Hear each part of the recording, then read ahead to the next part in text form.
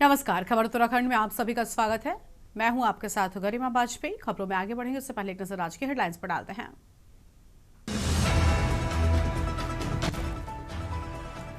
अब जो काम करेगा उसे ही जनता आगे बढ़ाएगी, सीएम पुष्कर सिंह धामी ने कहा। बिहार चुनाव इसका बड़ा प्रमाण। सुप्रीम कोर्ट में उपनल कर्मियों के नियमितीकरण पर सरकार की पुनर्विचार याचिका खारिज। कैबिनेट ने नियमितीकरण मामले में उप समिति बनाई है। रुड़की में आपदा प्रबंधन पर अंतर्राष्ट्रीय संगोष्ठी में विश्व भर के वैज्ञानिक होंगे शामिल। 20 से 22 नवंबर तक चलेगा वन हेल्थ वन वर्ल्ड कार्यक्रम। उत्तराखंड में छात्रों को अब नया शिक्षा सत्र शुरू होने से पहले मिलेगी पाठ्यपुस्तकें। विभाग ने शुरू की तैयारी।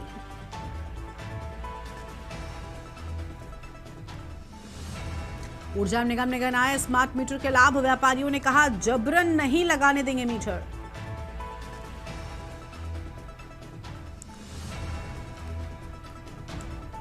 हरिद्वार के निहनपुर सुधारी में 15 साल पुराने अवैध मजार पर चला प्रशासन का बुलडोजर। आप देख रहे हैं के न्यूज, खबरों का सारथी। रुक करते हैं खबरों की ओर। रुड़की में एसएसपी हरिद्वार के निर्देश पर सुबह सुबह सिटी से देहात तक पुलिस का बड़ा सत्यापन अभियान चलाया गया। जगह जगह पर टीमें तेजी के साथ में कार्रवाई करती नजर आई हैं।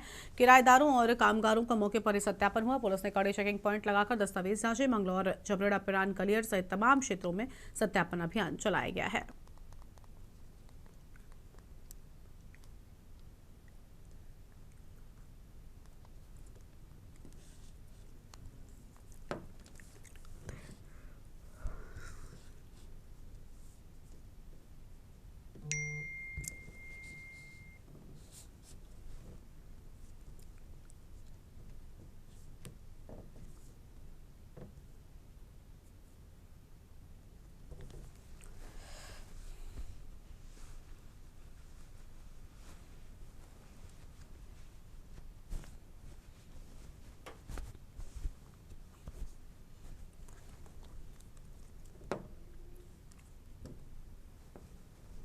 खबर है लक्सर से, जहां पर लक्सर के मुख्य बाजार में स्थित शिव कुमार नामक व्यापारी की ममता रेडीमेड गारमेंट्स की दुकान में बीती रात भयंकर आग लग गई। दुकान का पूरा सामान जलकर राख हो गया। आग के कारणों का पता नहीं चल सका है। लोगों का अनुमान है शॉर्ट सर्किट के चलते आग लगी होगी और कड़ी मशक्कत के बाद आग पर काबू पाया जा सका और आग से लाखों के नुकसान की आशंका जताई गई है।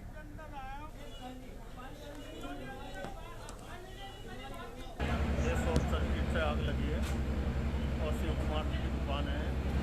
इनका सारा सामान जल के राख हो गया। बहुत ज़्यादा नुकसान है, बहुत ज़्यादा नुकसान।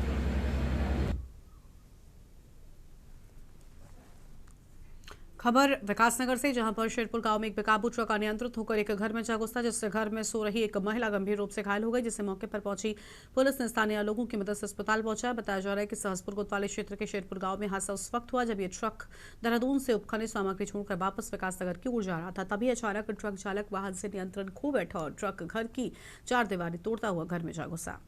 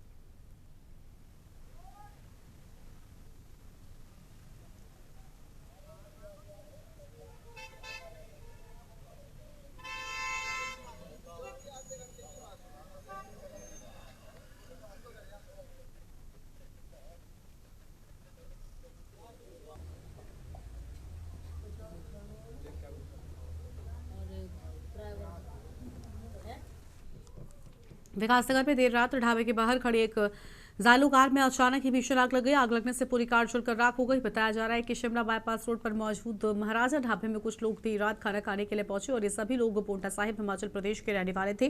जालू कार को बाहर खड़ी कर खाना खाने के लिए ढाबे में पहुंचे थे। इसी दौरान अचानक ढाबे के बाहर खड़ी कार में आग लग गई और देखते ही देखते आग ने विकराल रूप धारण कर लिया। ढाबे के बाहर खड़ी कार में अचानक आग लगने से वहां बुरा अफरा तफरी मच गई। हालांकि ढाबे में मौजूद कर्मचारियों ने अपने फायर सेफ्टी सिस्टम के जरिए आग को बुझाने की कोशिश की।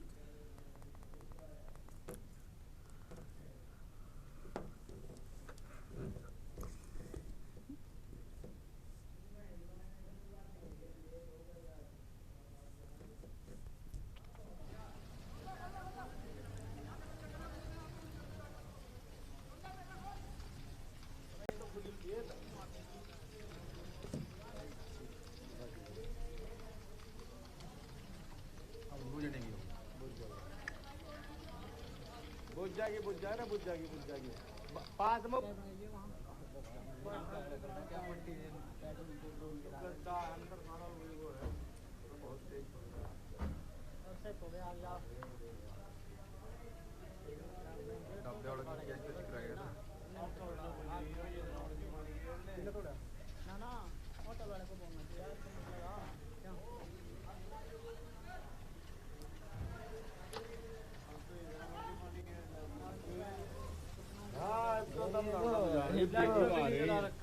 लेके चले गए ये काम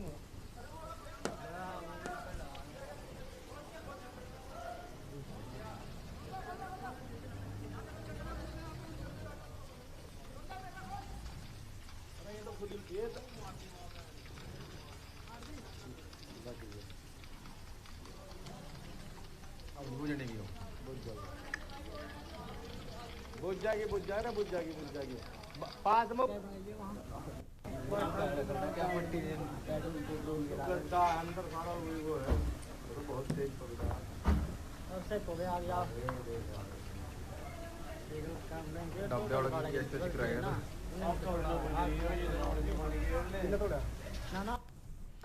अगली खबर डोईवाला से, जहां पर उत्तराखंड कांग्रेस का प्रदेश अध्यक्ष बनने के बाद पहली बार डोईवाला के जौलीग्रांट एयरपोर्ट पहुंचने पर कांग्रेस नेताओं और कार्यकर्ताओं ने जोरदार स्वागत किया है। ढोलबाजे के साथ फूलमालाओं से कांग्रेस प्रदेश अध्यक्ष गणेश गोदियाल का डोईवाला चौक पर भी स्वागत हुआ। कांग्रेस नेताओं ने कहा कि उत्तराखंड कांग्रेस अब मजबूत हो रही है और 2027 का विधानसभा चुनाव कांग्रेस एकजुट होकर लड़ेगी।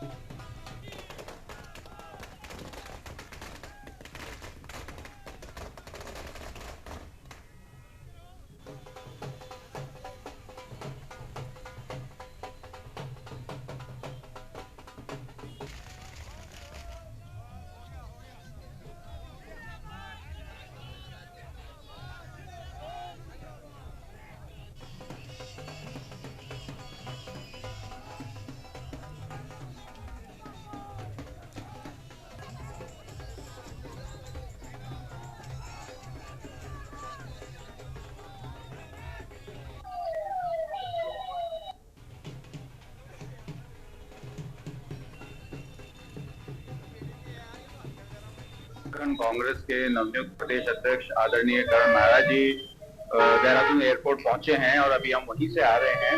तो हजारों की संख्या में कांग्रेस कार्यकर्ता पूरे गढ़वाल से, कुमाऊं से, हरिद्वार से, हर जगह से, उधम सिंह नगर से, पूरे प्रदेश से कांग्रेस कार्यकर्ता पदाधिकारी वहां पहुंचे हैं और कार्यकर्ताओं में, पदाधिकारियों में बहुत उत्साह है। और गोदियाल जी के बनने के बाद और पूरी नई टीम जो अभी बनी है, आदरणीय प्रीतम सिंह जी जो कैंपेन कमेटी के चेयरमैन बने हैं, आदरणीय हरक सिंह रावत जी जो इलेक्शन कमेटी के चेयरमैन बने हैं, आदरणीय करण महरा जी जो प्रदेश अध्यक्ष रहे, जिनके कार्यकाल में हम सब ने करीब 3 साल काम किया। इसका जो इलेक्शन हमारे सामने है उसे देखते हुए हमारे जो नेशनल हाईकमान है उसने बहुत अच्छा डिसीजन लिया। उन्होंने एक नई टीम हमें तैयार करके दी और आज आप देख सकते हैं कि एयरपोर्ट में हजारों लोग खड़े हैं और गणेश गोदियाल जो कि जमीन से जुड़ा हुआ सिंपल आदमी है, जिसने अपना जब वो मंदिर समिति का अध्यक्ष रहे उस समय तो उन्होंने कोई मानदेय नहीं लिया, कोई तनख्वाह नहीं ली। अभी जब सभी विधायकों ने अपनी अपनी तनख्वाहें बढ़ाई, पेंशन बढ़ाई, उन्होंने बड़ी पेंशन लेने से मना कर दिया। बहुत उत्साह युवाओं के अंदर है और आपको देखने को मिलेगा। मैं आपको कहता नहीं कि उत्साह बहुत है। अभी आप गणेश गोदियाल के स्वागत में एयरपोर्ट से देहरादून जब कांग्रेस कार्यालय तक आपको युवाओं का इतना उत्साह दिखेगा, युवा इतना खुश है हैं कि गणेश गोजाल जी जैसे नेता हमें पुनः दोबारा प्रदेश अध्यक्ष के रूप में बन के आए हैं और 2027 में गणेश गोजाल जी के नेतृत्व में ये उत्तराखंड के अंदर सरकार कांग्रेस की बनने जा रही है और आपको युवाओं का सबसे ज्यादा भागीदारी चुनाव में भी दिखेगी और आज भी दिखेगी प्रदेश अध्यक्ष से। देखिए आज गणेश गोजाल जी के प्रदेश अध्यक्ष बनने पर और पूरे उत्तराखंड में कांग्रेस के कार्यकर्ताओं में, युवाओं में, महिलाओं में बहुत उत्साह है और ये निश्चित रूप से उत्तराखंड में जो भारतीय जनता पार्टी की सरकार ने पिछले 9 साल में उत्तराखंड के नौजवान, किसान, महिलाओं के साथ उत्पीड़न किया, शोषण किया है, ये उत्साह उसके खिलाफ की एक लहर पैदा हो गई है। अगली खबर रुद्रपुर से है, जहां पर कांग्रेस संगठन की अंदरूनी कलह रुद्रपुर में खुलकर सामने आ गई है। जिला अध्यक्ष और नगर अध्यक्ष के खिलाफ नाराजगी जताते हुए रुद्रपुर नगर निगम के कांग्रेस के 11 पार्षदों ने एक साथ इस्तीफा देकर पार्टी नेतृत्व पर गंभीर सवाल खड़े कर दिए हैं। इस्तीफा देने वालों में पूर्व स्वास्थ्य मंत्री रहे तिलक राज बेहड़ के पुत्र व कांग्रेस पार्षद सौरभ राज बेहड़ भी शामिल है। सौरभ ने इस्तीफे के बाद कहा कि वो अब जीवन में कभी कांग्रेस का झंडा, बल्ला या फिर पोस्टर नहीं लगाएंगे। हालांकि उन्होंने स्पष्ट किया कि 2027 के चुनाव में अगर उनके पिता तिलक राज बेहड़ कांग्रेस उम्मीदवार होते हैं तो वो पिता का समर्थन करेंगे, न कि पार्टी के प्रत्याशी का। महापौर का पलटवार हो सकता है। 2027 तक तिलक राज बेहड़ भाजपा में आ जाएं। कांग्रेस में मचे घमासान पर रुद्रपुर महापौर विकास शर्मा ने चुटकी लेते हुए कहा कि 27 का चुनाव अभी दूर है और संभव है तिलक राज बेहड़ स्वयं भाजपा में शामिल हो जाएं।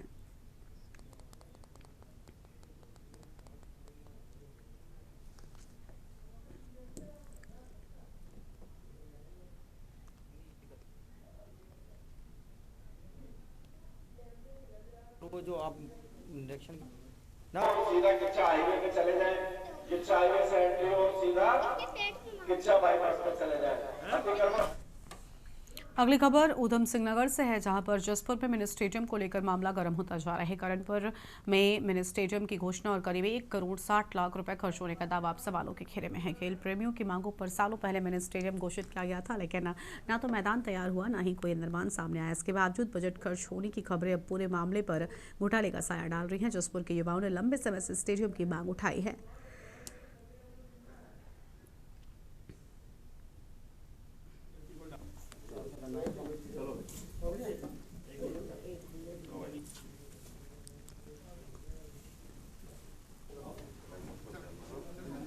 ये भी कर लेंगे मीटिंग वाला, ये मीटिंग वाला कर लेंगे। और वो जो आप इलेक्शन ना वो स्वागत हुआ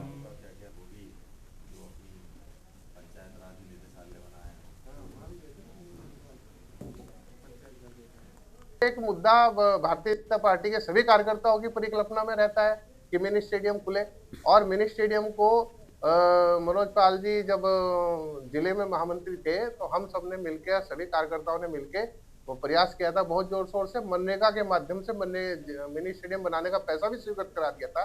करणपुर के अंदर मिनी स्टेडियम की स्वीकृति की अप्रूवल हुई थी, लेकिन वो चूंकि दूर हो गया था इसलिए वो रुक गया प्रोसेस कि भाई काफी दूर है जसपुर से। इस कारण से देखिए जो विषय वर्तमान में चल रहा है उसमें बहुत स्पष्ट बात है कि यदि वो मिनी स्टेडियम पर 1 करोड़ 60 लाख रुपए लगे हैं तो 1 करोड़ 60 लाख रुपए किस विभाग के लगे हैं?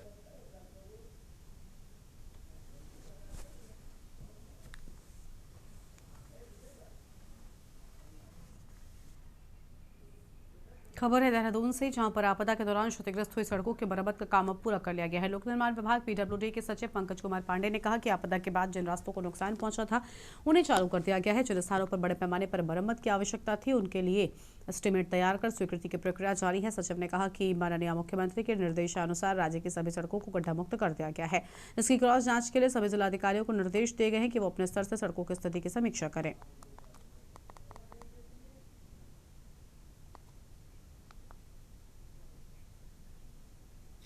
देखिए आपदा में जो डैमेज हुआ था उसको हम लोग ने रोड चालू कर लिया था हर जगह पे, और जो बड़े काम है उस पर हम लोग एस्टिमेट बना के उसको सैंक्शन करने की कार्रवाई कर रहे हैं इस टाइम। जो निर्देश थे माननीय मुख्यमंत्री जी के कि सारे सड़कों को हम लोग गड्ढा मुक्त करेंगे, उस पर हम लोगों ने काम पूरा कर लिया है। इसको क्रॉस चेक करने के लिए मैंने सभी जिलाधिकारियों को रिक्वेस्ट किया है कि वो अपने स्तर से जिला स्तरीय अधिकारियों से चेक करवा लें। अगर उनके जनपद में कोई सड़क अभी भी रह गई है या उनको लगता है कि किसी और एडिशनल किसी सड़क पे काम करना है तो वो हमको बताएंगे, तो हम लोग उसको भी टेकअप कर लेंगे। रुकते हैं एक छोटे से ब्रेक के लिए, चल लौटेंगे। आप देख रहे हैं के न्यूज, खबरों का सारथी। ब्रेक के बाद आप सभी का स्वागत है। हाल ही में हुई कैबिनेट की बैठक में नियोजन विभाग के तहत उत्तराखंड में निवासरत परिवारों के लिए देवभूमि परिवार योजना का गठन किया गया और इस योजना के जरिए प्रदेश में रह रहे परिवारों को एक अलग पहचान दिलाई जाएगी। जो भी पात्र परिवार हैं उन सभी तक योजनाओं के फायदे को पारदर्शिता के साथ पहुंचाया जाएगा। साथ ही कौन सी सरकारी योजना परिवारों को प्राप्त हो रही है और कौन सी योजनाओं का लाभ कौन ले रहा है, उन सब का पता भी सरकार तक वेबसाइट के जरिए मौजूद रहेगा। एक रिपोर्ट आपको दिखाते हैं। प्रदेश में पहली बार देवभूमि परिवार योजना के लागू होने से परिवारों को सरकारी योजनाओं का लाभ मिलेगा। अब तक योजनाओं का लाभ लेने वाले अपात्र बाहर हो जाएंगे। परिवार पहचान पत्र बनने के बाद सरकार के पास प्रत्येक परिवार के बारे में जानकारी भी होगी कि वो किस किस सरकारी योजना का लाभ ले रहा है। इससे योजनाओं में फर्जीवाड़े की आशंका कम होगी और डुप्लीकेशन नहीं हो पाएगी। देवभूमि परिवार योजना से प्रदेश सरकार को सभी विभागों से जुड़ी वर्तमान और भावी योजनाओं के पोर्टल पर जानकारी मिलेगी। योजनाओं के तहत परिवार रजिस्टर में दर्ज सदस्यों को पहचान पत्र उपलब्ध कराया जाएगा। इस आईडी में एक विशेष पहचान संख्या होगी। खास बात यह है कि परिवार पहचान पत्र से सरकार को आसानी से ये जानकारी मिल सकेगी कि परिवार को किन किन योजनाओं का लाभ मिल रहा है, कितनी योजनाओं का लाभ परिवार ले चुका है। अगर किसी पात्र परिवार तक योजना का लाभ नहीं पहुंचा है तो उसके क्या कारण है। योजनाओं के माध्यम से एकत्रित होने वाले आंकड़ों से सरकार की अन्य योजनाएं, रोजगार, उद्यम, जनगणना, निर्वाचन और शहरी व ग्रामीण घरों के बारे में ताजा जानकारी उपलब्ध हो सकेगी। नियोजन विभाग का एक प्रस्ताव था उत्तराखंड राज्य में निवासरत परिवार पहचान पत्र बनाने हेतु देवभूमि परिवार योजना लागू किए जाने की सैद्धांतिक सहमति दिए जाने के विषय। इसमें योजना ये है कि देवभूमि परिवार योजना के अंतर्गत जो भी हमारे उत्तराखंड में निवासरत परिवार हैं उनकी एक आईडी बनाई जाएगी और उनको जो भी लाभ दिए जा रहे हैं वो सभी इस आईडी में मैप किए जाएंगे ताकि जो डुप्लीकेसी हो रही है या कुछ लोग छूट जा रहे हैं तो उनको सबको आइडेंटिफाई किया जा सके और जो 100% एक सैचुरेशन की सरकार की एक नीति है कि 100% जो हमारी योजनाएं हैं उनसे जो भी लाभार्थी हैं उनको 100% सैचुरेट किया जाए, उसका भी अनुपालन किया जा सके। तो आज इस योजना को, जिसका नाम है देवभूमि परिवार योजना, इसको लागू करने की माननीय मंत्रिमंडल द्वारा सैद्धांतिक सहमति दी गई। देखिए, सबसे पहले तो मैं एक बात कहूंगा कि उत्तराखंड क्रांति दल तो उत्तराखंड की भलाई के लिए बना है, लेकिन जो वर्तमान राजनीतिक पार्टी है बीजेपी और जो सत्ता में ये सत्ताधारी है, इनका काम रहा है कि जो योजना का नाम बड़ा लुभाने वाला बना दो, लेकिन उस पर काम करना नहीं है। अभी देवभूमि परिवार योजना, इसके तहत उन्होंने पात्र अपात्रता की कोई वो एलिजिबिलिटी तो दी नहीं रखी है। इसमें उन्होंने कंप्लीट जो भ्रष्टाचार से ग्रसित हैं उन्हीं लोगों को वहां पर उनको जो है उन्होंने कार्य सौंपा है। तो इस प्रकार से इसका योजना का लाभ वास्तविक लोगों को मिलना तो मुझे दुर्लभ सा महसूस हो रहा है। योजना से होंगे कई फायदे। सरकार के पास ये जानकारी होगी कि राज्य में कितने लोग बेरोजगार हैं। लोगों को वेबसाइट पर ये जानकारी मिल सकेगी कि वो किन किन योजनाओं के पात्र हैं और कितना लाभ ले रहे हैं। परिवारों के उपलब्ध प्रमाणित आंकड़े जनगणना, निर्वाचन, सहकारिता, कृषि उद्योग आदि के कार्यों में उपयोगी होंगे। आंकड़े उपलब्ध होने से सर्वे कराने की जरूरत नहीं पड़ेगी।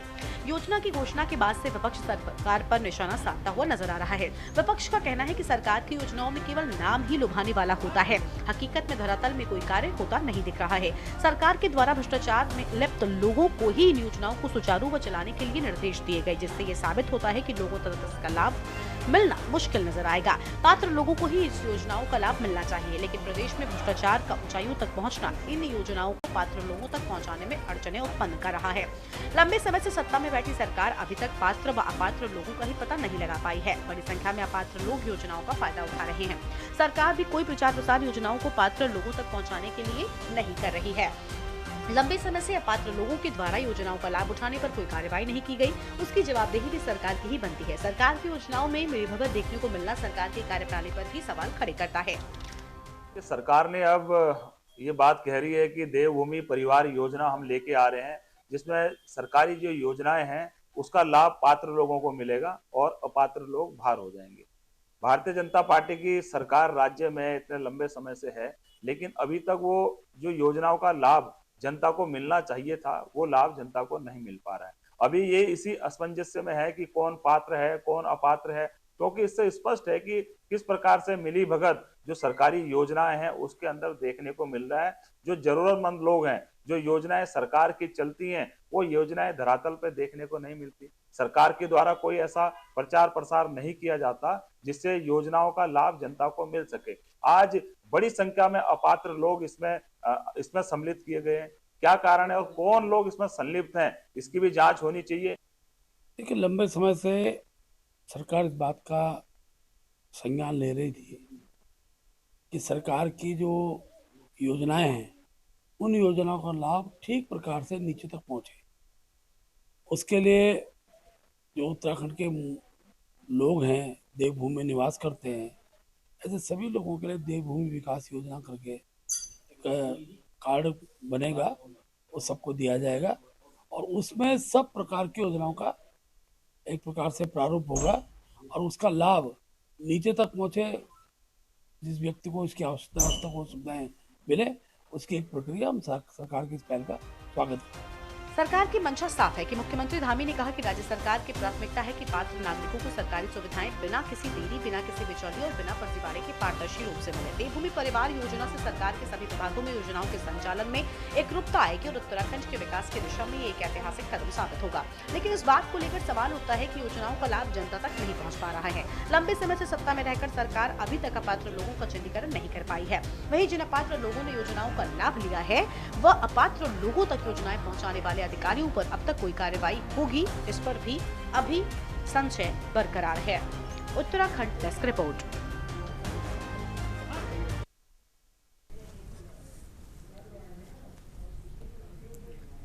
इस बुलेटिन में इतना ही। देखते रहिए के न्यूज़ इंडिया। नमस्कार। आप देख रहे हैं के न्यूज़, खबरों का